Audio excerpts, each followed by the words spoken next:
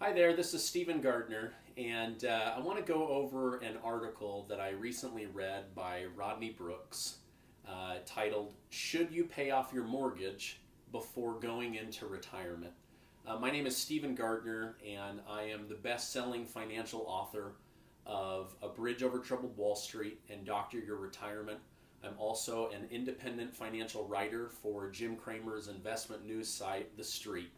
And I want to talk about this topic because I believe it's an important topic. We have over 10,000 baby boomers retiring every single day and will for many, many years as we go through this incredible time of the baby boomers going, it's like a snake that's swallowed something that's too big coming down the pipeline.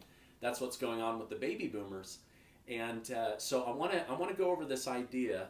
I'm personally not opposed to debt at any time in your life, but you have to be careful of good debt and bad debt. And bad debt is anything that costs you money. Good debt is any debt that pays for itself and is profitable. So there's a big difference between debt on a rental property that produces income and debt on a primary mortgage that consumes income. I think you can see the difference. So what it really comes down to when you're moving into retirement is, do you have good cash flow? Cash flow is the most important thing.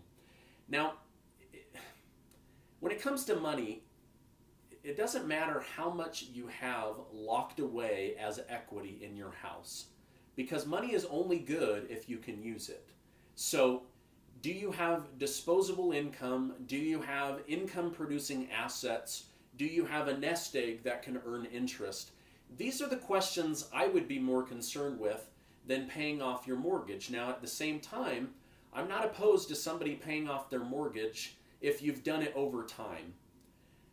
Because certainly if you don't have a $500 payment or a $1,000 payment or a $1,500 payment or a $2,500 payment, whatever your mortgage is, that's money that isn't consuming the cash flow.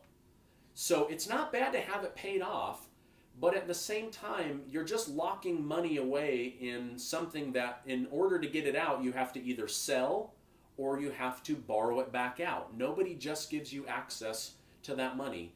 And so if cash is king, then cash flow is the Holy Roman Emperor.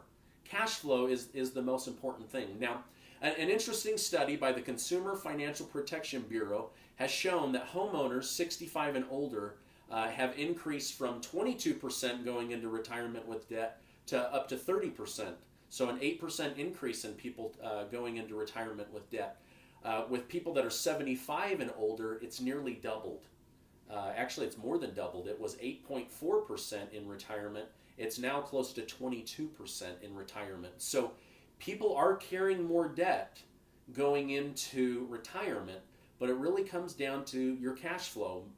Those older people that are carrying debt at that higher ratio, they're at the age where they may have had a pension, they may have an annuity, they may have inherited money. So you have to take into account all factors. Again, not all debt is bad debt. It just depends on, do you have money flowing to you to cover that debt? Okay. Now, the other thing is, some people are afraid of paying off their mortgage because they're afraid they're going to lose a tax deduction. And I would say to you, don't think that way, because you're either paying mortgage interest or you're paying taxes. And in most cases, the mortgage interest can be higher than the tax. And so you're going to pay somebody. I guess you just have to choose who you're going to pay.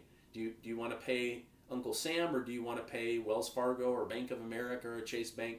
Either way, you've got to pay somebody. But I think if you want to pay off your mortgage, it's crazy to hold on to that. And I think what most people forget is their standard deduction, which is by far one of the largest deductions that we have, especially during retirement. As you don't have income, you still have that very large household standard deduction. So definitely keep that in mind.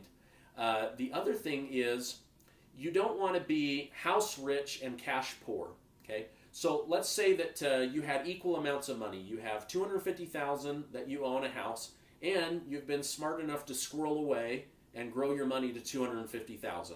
I'm not saying that's high or low. Money is different to everybody, but just for this example, if I take all this money and I pay this off, I've now locked all that hard work and retirement money away, and it does not produce interest. It does not produce cash flow or income. Where if I can get this earning, it may offset and pay for this, plus provide additional money. So that's why I'm saying it's not good to take all that money and pay off the mortgage, right? I mean, if you don't have enough money to live on, why do you want to pay off your house? Just so that you can brag about it? So again, cash flow is the most important thing. You would be better off taking that nest egg that you've worked so hard, or that you've inherited, or that you've been able to squirrel away, and go look for investments that will put off income, whether that's a bridge loan or a rental property, or hard money lending, or buying and flipping a piece of property, or putting it into tax-free municipal bonds that can earn at 3 or 4%. Whatever it is, you just need to be smart. So should you pay off your mortgage before going into retirement? I guess it just depends on you. But I would say the most important thing would be, what is your cash flow going into retirement? Hey, if I can do anything to help you, my name is Stephen Gardner. Please reach out to me, Stephen with a PH, at yourbridgeplan.com. Feel free to email me. But thank you for checking out this video.